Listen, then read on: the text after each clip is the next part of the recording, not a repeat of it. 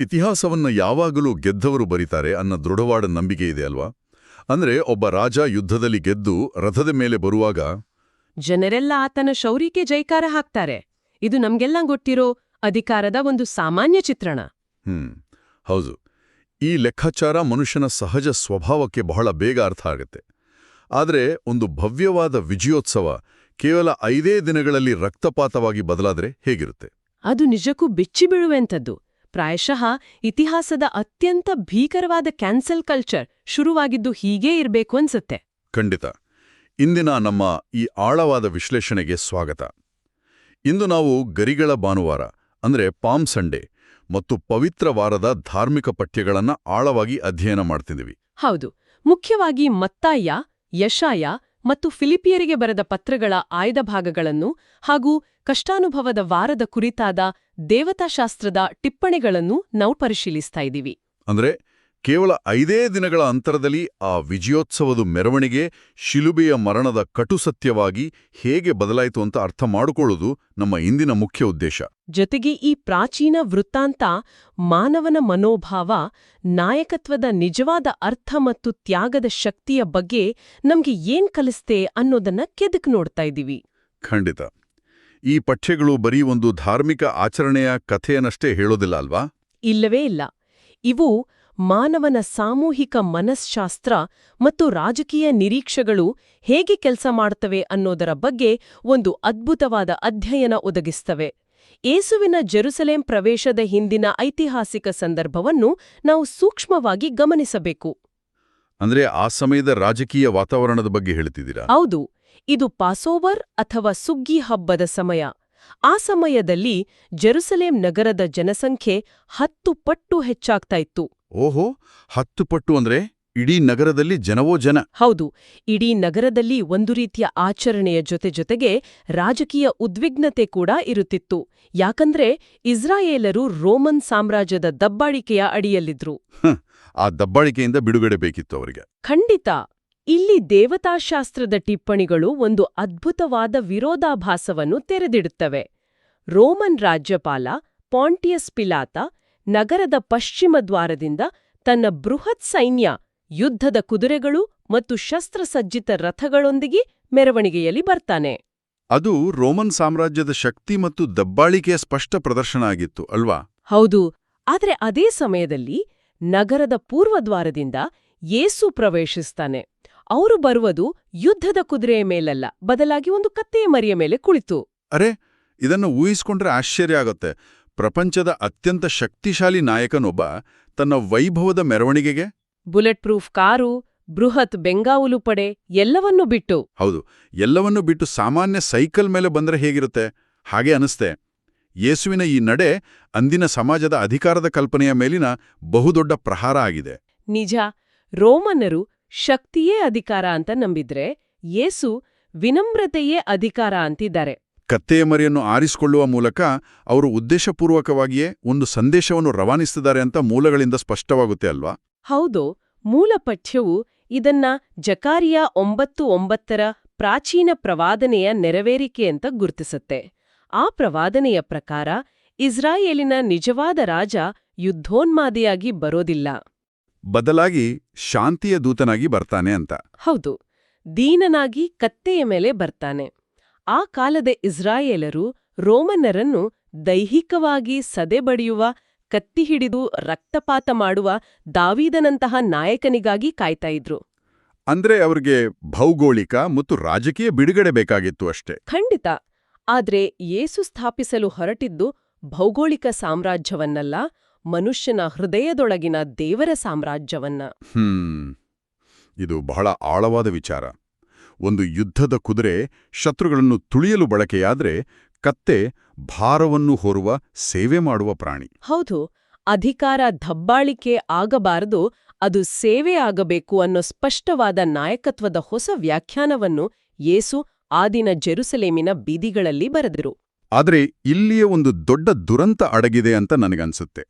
ಜನಸಮೂಹ ಈ ವಿನಮ್ರತೆಯನ್ನು, ಈ ಆಳವಾದ ಸಂದೇಶವನ್ನು ಅರ್ಥ ಮಾಡಿಕೊಳ್ಳೇ ಇಲ್ಲ. ನಿಜ. ಗರಿಗಳ ಭಾನುವಾರದಂದು ಜನರು ತಮ್ಮ ಬಟ್ಟೆಗಳನ್ನು ದಾರಿಯಲ್ಲಿ ಹಾಸಿದ್ರೂ, ಮರದ ಕೊಂಬೆಗಳನ್ನು ಹಿಡಿದು ಹೊಸನ್ನ ಅಂತ ಜಯಘೋಷ ಕೂಗಿದ್ದು. ಹೊಸನ್ನ ಅಂದ್ರೆ ನಮ್ಮನ್ನು ರಕ್ಷಿಸು ಅನ್ನೋ ಅರ್ಥ ಇದೆ ಅಲ್ವಾ? ಹೌದು, ಜನರಿಗೆ ಬೇಕಾಗಿದ್ದು ತಮ್ಮ ನಿರೀಕ್ಷೆಯ ಆಕಾರದಲ್ಲಿದ್ದ ಒಬ್ಬ ರೋಮನ್ ವಿರೋಧಿ ಹೋರಾಟಗಾರ.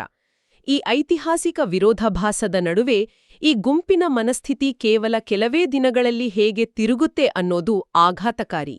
ಹೊಸನ್ನ ಅಂತ ಹೊಗಳಿದ ಅದೇ ಬಾಯಿಗಳು 5 ದಿನಗಳಲ್ಲಿ ರಾಜ್ಯಪಾಲ ಪಿಲಾತನ ಮುಂದೆ ನಿಂತು ಇವನನ್ನು ಶಿಲುಬೆಗೆ ಏರಿಸುವಂತ ಕಿರ್ಚುತ್ತವೆ. ಏನ್ ಗೊತ್ತಾ, ಇದನ್ನೇ ನಾವು ಪ್ರಾಚೀನ ಕಾಲದ ಕ್ಯಾನ್ಸಲ್ ಕಲ್ಚರ್ ಅಂತ ಹೇಳ್ಬಹುದು. ಖಂಡಿತ. ಗುಂಪೊಂದು ತಮ್ಮ ಸ್ವಾರ್ಥದ ನಿರೀಕ್ಷೆಗಳು ಈಡೇರದಿದ್ದಾಗ ನಿನ್ನೆ ತಾವೇ ದೇವರಂತೆ ಆರಾಧಿಸಿದ ನಾಯಕನನ್ನೇ ಇಂದು ನಾಶ ಮಾಡಲು ಹೇಗೆ ಸಿದ್ಧವಾಗುತ್ತೆ ಎನ್ನುವುದು ನಿಜಕ್ಕೂ ಬೆಚ್ಚಿ ಬೀಳಿಸುವಂತಿದೆ.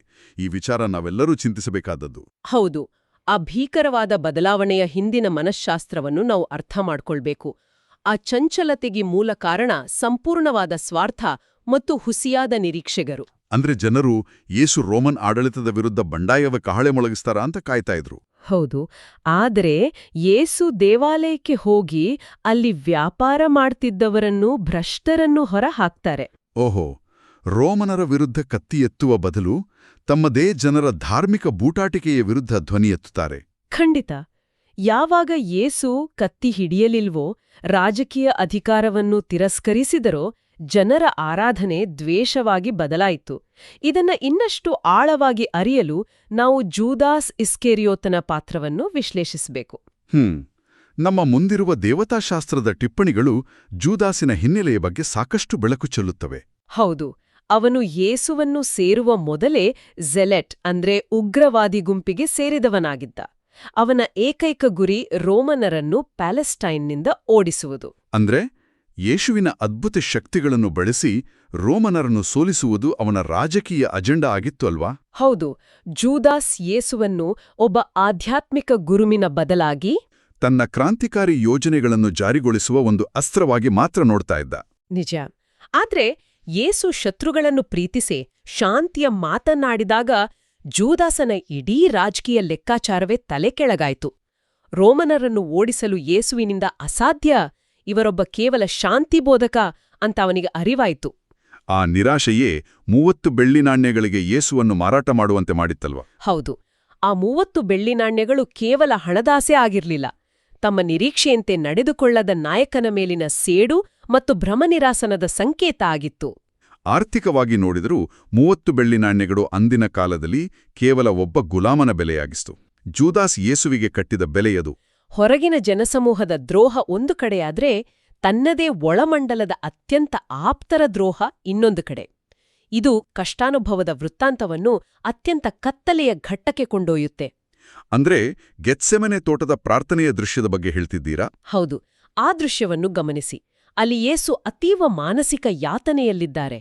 ವೈದ್ಯಕೀಯವಾಗಿ ಹೇಳುವುದಾದ್ರೆ ಅವರು ರಕ್ತದ ಬೆವರನ್ನು ಸುರಿಸ್ತಿದ್ದಾರೆ ಅಂತ ಕೆಲವು ಮೂಲಗಳು ಹೇಳ್ತವೆ. ಓಹೋ, ರಕ್ತದ ಬೆವರು ಅಂದ್ರೆ ವಿಪರೀತ ಮಾನಸಿಕ ಒತ್ತಡದ ಸಂಕೇತ ಅದು.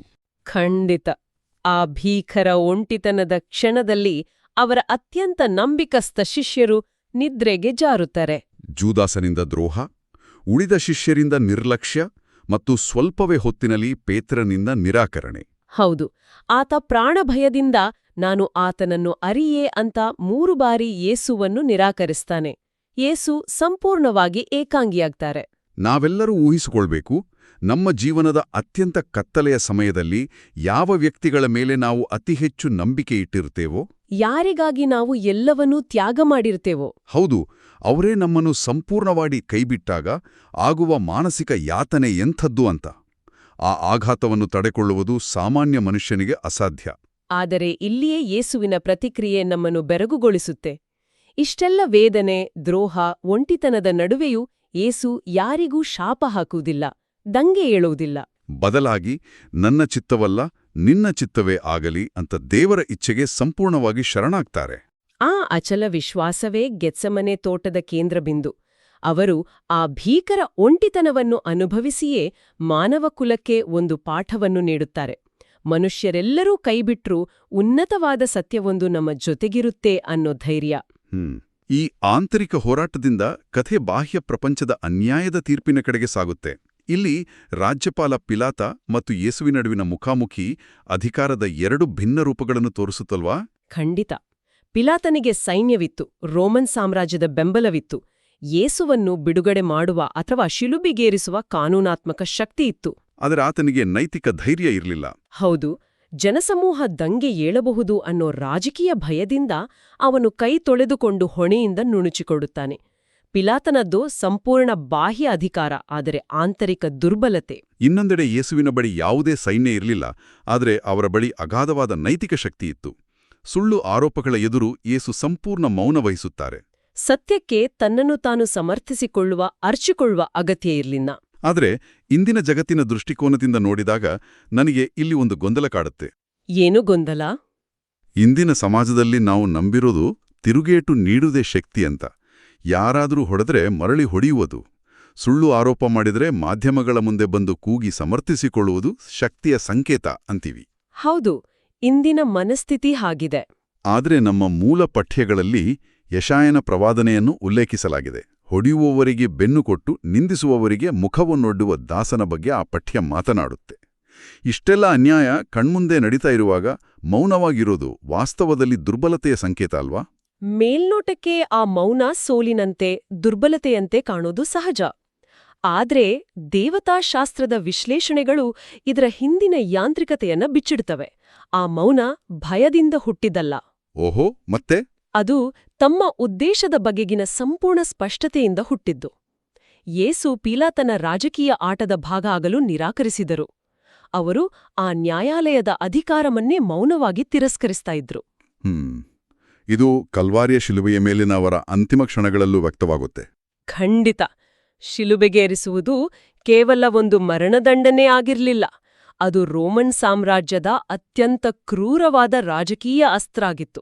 ಬಂಡುಕೋರರನ್ನು ಸಾರ್ವಜನಿಕವಾಗಿ ಬೆತ್ತಲೆಗೊಳಿಸಿ ಚಿತ್ರಹಿಂಸೆ ನೀಡಿಕೊಳ್ಳುವ ಮೂಲಕ ಇಡೀ ಸಮಾಜದಲ್ಲಿ ಭಯ ಹುಟ್ಟಿಸುವುದು ಅದರ ಉದ್ದೇಶ ಆಗಿತ್ತು. ಅಂತಹ ಭೀಕರವಾದ ದೈಹಿಕ ಮತ್ತು ಮಾನಸಿಕ ಯಾತನೆಯ ನಡುವೆಯೋ ತನ್ನನ್ನು ಕೊಲ್ಲುತ್ತಿರುವರಿಗಾಗಿಯೇ ಯೇಸು, ತಂದೆಯೇ, ಇವರನ್ನು ಕ್ಷಮಿಸು, ತಾವು ಏನು ಮಾಡುತ್ತಿದ್ದೆವೆಂದು ಇವರು ಅರಿಯರು ಅಂತ ಪ್ರಾರ್ಥಿಸ್ತಾರೆ. ದ್ವೇಷದ ಸರಪಳಿಯನ್ನು ಮುರಿಯುವ ಏಕೈಕ ಅಸ್ತ್ರ ಅಂದ್ರೆ ಕ್ಷಮೆ. ಶತ್ರುಗಳನ್ನು ಕ್ಷಮಿಸುವ ಗುಣವೇ ಅತಿದೊಡ್ಡ ಮಾನಸಿಕ ಮತ್ತು ಆಧ್ಯಾತ್ಮಿಕ ಶಕ್ತಿ ಎಂಬುದನ್ನು ಆ ಕ್ಷಣ ಜಗತ್ತಿಗೆ ಸಾರಿತು.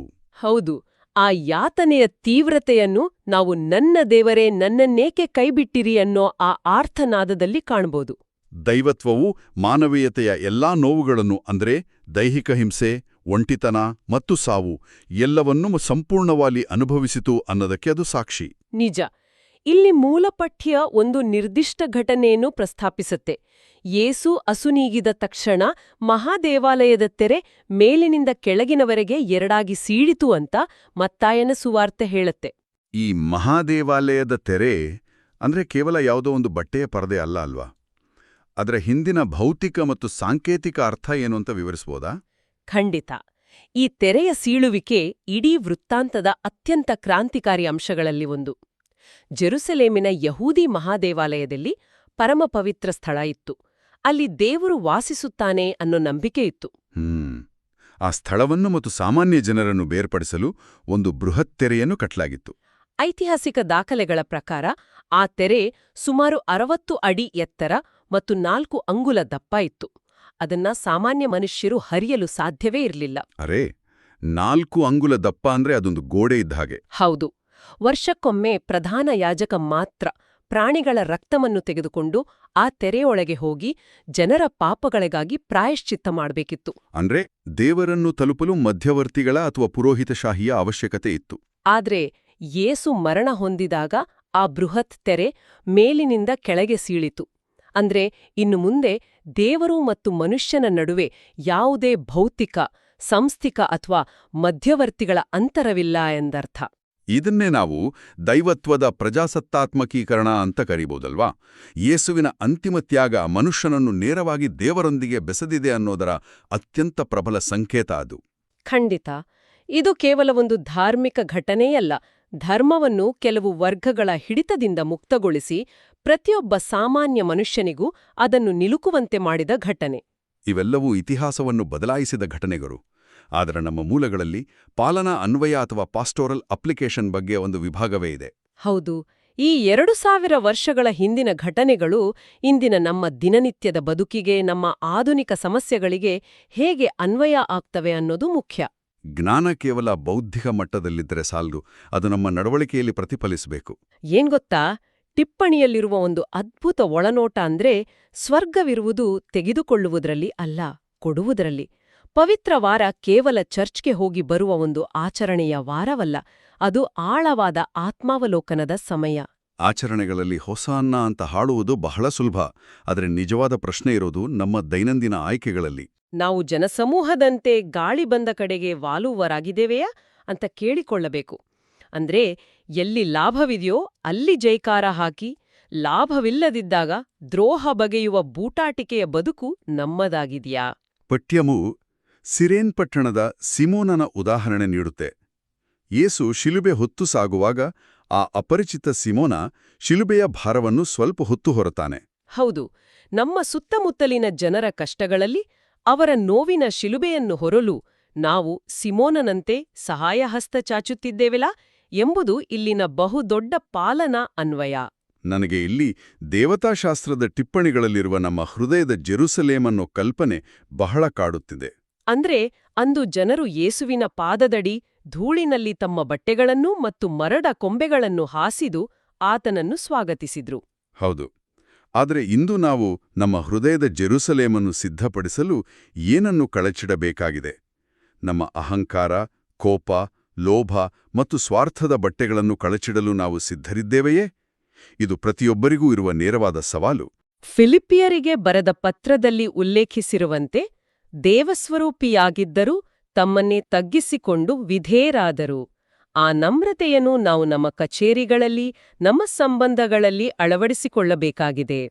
ನಾಯಕತ್ವ ಅಂದ್ರೆ ಅಧಿಕಾರ ಚಲಾಯಿಸುವುದಲ್ಲ, ಬದಲಾಗಿ ನಮ್ಮ ಕೆಳಗಿರುವವರ ಪಾದ ತೊಳೆಯುವ, ಅವರ ಸೇವೆ ಮಾಡುವ ಗುಣ ಅನ್ನೋದನ್ನ ಇದು ಸ್ಪಷ್ಟಪಡಿಸುತ್ತೆ. ಖಂಡಿತ. ಈ ಪತ್ರಗಳು ಹೇಳುವಂತೆ ನೈಜ ಅಧಿಕಾರವು ಪ್ರೀತಿ ಮತ್ತು ತ್ಯಾಗದಿಂದ ಮಾತ್ರವೇ ಬರುತ್ತದೆ. ಗರಿಗಳ ಭಾನುವಾರದ ಮೆರವಣಿಗೆಯಿಂದ ಹಿಡಿದು ಕಲ್ವಾರಿಯ ಶಿಲುಬೆಯವರೆಗಿನ ಈ ಇಡೀ ವೃತ್ತಾಂತ ಮಾನವ ಸಹಜ ದೌರ್ಬಲ್ಯಗಳಾದ ಚಂಚಲತೆ, ದ್ರೋಹ, ಭಯ ಮತ್ತು ಸ್ವಾರ್ಥವನ್ನು ನಿರ್ದಾಕ್ಷಿಣ್ಯವಾಗಿ ಬಯಲು ಮಾಡುತ್ತೆ. ನಾವೆಲ್ಲರೂ ಆ ಜನಸಮೂಹದಲ್ಲಿ ನಮ್ಮನ್ನು ನಾವು ನೋಡಿಕೊಳ್ಬಹುದು. ಕೆಲವೊಮ್ಮೆ ನಾವು ಪ್ರಾಣಭಯದಿಂದ ಸುಳ್ಳು ಹೇಳುವ ಪೇತ್ರನಾಗ್ತೀವಿ, ಕೆಲವೊಮ್ಮೆ ನಮ್ಮ ಲಾಭಕ್ಕಾಗಿ ದ್ರೋಹ ಮಾಡುವ ಜೂದಾಸನಾಗ್ತೀವಿ. ಇನ್ನು ಕೆಲವೊಮ್ಮೆ ಜವಾಬ್ದಾರಿಯಿಂದ ನುಣುಚಿಕೊಳ್ಳುವ ಪಿಲಾತನಾಗ್ತೀವಿ. ಆದರೆ ಈ ಕನ್ನಡಿಯ ಮುಂದೆ ನಮ್ಮನ್ನು ನಿಲ್ಲಿಸುವ ಜೊತೆಜೊತೆಗೆ ಈ ಪಠ್ಯಗಳು ಕ್ಷಮೆ ಮತ್ತು ಬೇಷರತ್ತು ಪ್ರೀತಿಯ ಮಾರ್ಗವನ್ನೂ ತೋರಿಸ್ತವೆ. ಶರಣಾಗತಿಯೇ ಅಂತಿಮ ಗೆಲುವು ಅನ್ನೋದನ್ನ ದೃಢಪಡಿಸ್ತವೆ. ನಿಜ. ಈ ಆಳವಾದ ವಿಶ್ಲೇಷಣೆಯನ್ನು ಮುಗಿಸುವ ಮುನ್ನ ನಮ್ಮ ಮೂಲ ಪಠ್ಯದಲ್ಲಿರುವ ಒಂದು ಪ್ರಬಲವಾದ ಸಾರಾಂಶವನ್ನು ನೆನಪಿಸಿಕೊಳ್ಳುವುದು ಸೂಕ್ತ. ಆ ಸಾಲು ಹೀಗಿದೆ: ಶಿಲುಬೆ ಇಲ್ಲದೆ ಕಿರೀಟವಿಲ್ಲ, ಕಷ್ಟವಿಲ್ಲದೆ ವಿಜಯವಿಲ್ಲ. ನಾವು ಆರಂಭದಲ್ಲಿ ವೈಭವ ಮತ್ತು ಶಕ್ತಿಯ ಸಮೀಕರಣದ ಬಗ್ಗೆ, ರಥದ ಮೇಲಿನ ಮೆರವಣಿಗೆಯ ಬಗ್ಗೆ ಮಾತನಾಡಿದ್ದೆವು. ಆದರೆ ಈ ಪಠ್ಯಗಳು ಆ ಸಮೀಕರಣವನ್ನು ಸಂಪೂರ್ಣವಾಗಿ ಮುರಿದು ಹಾಕಿವೆ. ಈ ಚರ್ಚೆಯ ಕೊನೆಯಲ್ಲಿ ಕೇಳುಗರೆಲ್ಲರೂ ಒಂದು ಪ್ರಶ್ನೆಯನ್ನು ತಮ್ಮಲ್ಲೇ ಕೇಳಿಕೊಳ್ಳಬೇಕಾಗಿದೆ. ಒಂದು ವೇಳೆ ಮಾನವಕುಲದ ಅತಿದೊಡ್ಡ ವಿಜಯವು ಬಾಹ್ಯ ಜಗತ್ತಿಗೆ ಸಂಪೂರ್ಣ ಸೋಲು ಮತ್ತು ಅವಮಾನದಂತೆ ಅಂದ್ರೆ, ಒಂದು ಶಿಲುಬೆಯ ಮೇಲಿನ ಕರುಣಾಜನಕ ಮರಣದಂತೆ? ಹೌದು, ಹಾಗೆ ಕಾಣಿಸಿಕೊಂಡಿದ್ದರೆ ನಮ್ಮ ಸ್ವಂತ ಜೀವನದ ಬಗ್ಗೆ ನಾವೇನು ಯೋಚಿಸಬೇಕು? ನಮ್ಮ ಜೀವನದಲ್ಲಿ ನಾವೆದುರಿಸಿದ ಅತಿದೊಡ್ಡ ವೈಫಲ್ಯಗಳು, ನಮಗೆ ಅತ್ಯಂತ ಆಪ್ತರಾದವರಿಂದಲೇ ಆದ ದ್ರೋಹಗಳು ಮತ್ತು ನಾವು ಅನುಭವಿಸಿದ ಕಿಹಿ ಅವಮಾನಗಳನ್ನ ನಾವು ಕೇವಲ ಸೋಲು ಅಂತ ಪರಿಗಣಿಸುತ್ತಿದ್ದೇವೆಯಾ? ಬಹುಶಃ ಆ ಕಷ್ಟಗಳೇ ನಮ್ಮ ಜೀವನದ ಆ ಭಾರವಾದ ಶಿಲುಬೆಗಳೇ ನಮ್ಮ ಭವಿಷ್ಯದ ಅತಿದೊಡ್ಡ ರೂಪಾಂತರಕ್ಕೆ, ನಮ್ಮ ಅಂತಿಮ ವಿಜಯಕ್ಕೆ ಬೇಕಾದ ಬುನಾದಿ ಆಗಿರಬಹುದೇ? ಖಂಡಿತ. ಆ ಭೀಕರವಾದ ನೋವಿನ ಕ್ಷಣಗಳೇ ನಮ್ಮೊಳಗಿನ ಅಹಂಕಾರವನ್ನು ಸುಟ್ಟು ನಮ್ಮನ್ನು ನಿಜವಾದ ಮನುಷ್ಯರನ್ನಾಗಿ ಮಾಡುವ ಕುಲುಮೆಗಳಾಗಿರಬಹುದು. ಶಿಲುಬೆಯ ಯಾತನೆ ಇಲ್ಲದೆ ಪುನರುತ್ಥಾನದ ಬೆಳಗು ಸಾಧ್ಯವಿಲ್ಲ ಎಂಬುದು ಪ್ರಕೃತಿಯ ಮತ್ತು ಆಧ್ಯಾತ್ಮದ ಅತಿದೊಡ್ಡ ಸತ್ಯ. ಇದೊಂದು ಬಹಳ ಪ್ರಚೋದನಾತ್ಮಕವಾದ ಆಲೋಚನೆ. ಹೌದು. ಇದೇ ಆಳವಾದ ಆಲೋಚನೆಯೊಂದಿಗೆ ಇಂದಿನ ನಮ್ಮ ಈ ಪಯಣವನ್ನು ಮುಕ್ತಾಯಗೊಳಿಸೋಣ. ಈ ಇತಿಹಾಸ, ಈ ಮನಃಶಾಸ್ತ್ರ ಮತ್ತು ನಾಯಕತ್ವದ ಈ ಪಾಠಗಳು ಕೇಳುಗರ ಆಲೋಚನೆಗಳಿಗೆ ಹೊಸ ಆಯಾಮವನ್ನು ನೀಡಿವೆ ಅಂತ ನಂಬುತ್ತೇನೆ. ಈ ವಿಚಾರಗಳು ಎಲ್ಲರ ಮನಸ್ಸಿನಲ್ಲಿ ಹೊಸ ಪ್ರಶ್ನೆಗಳನ್ನು ಹುಟ್ಟುಹಾಕಲಿ. ಮತ್ತೊಂದು ಕುತೂಹಲಕಾರಿ ಮತ್ತು ಜ್ಞಾನವರ್ಧಕ ಮೂಲಗಳ ಆಳವಾದ ವಿಶ್ಲೇಷಣೆಯೊಂದಿಗೆ ಮತ್ತೆ ಭೇಟಿಯಾಗೋಣ. ಪ್ರಿಯರೇ, ಈ ಚಾನೆಲ್ ಅನ್ನು ಸಬ್ಸ್ಕ್ರೈಬ್ ಮಾಡಿ ಪ್ರತಿದಿನ ದೇವರ ವಾಕ್ಯವನ್ನು ಆಲಿಸುತ್ತಾ ಅದನ್ನು ಇತರರೊಂದಿಗೆ ಹಂಚಿಕೊಳ್ಳಲು ನಮಗೆ ನೆರವಾಗಿರಿ. ಧನ್ಯವಾದಗಳು.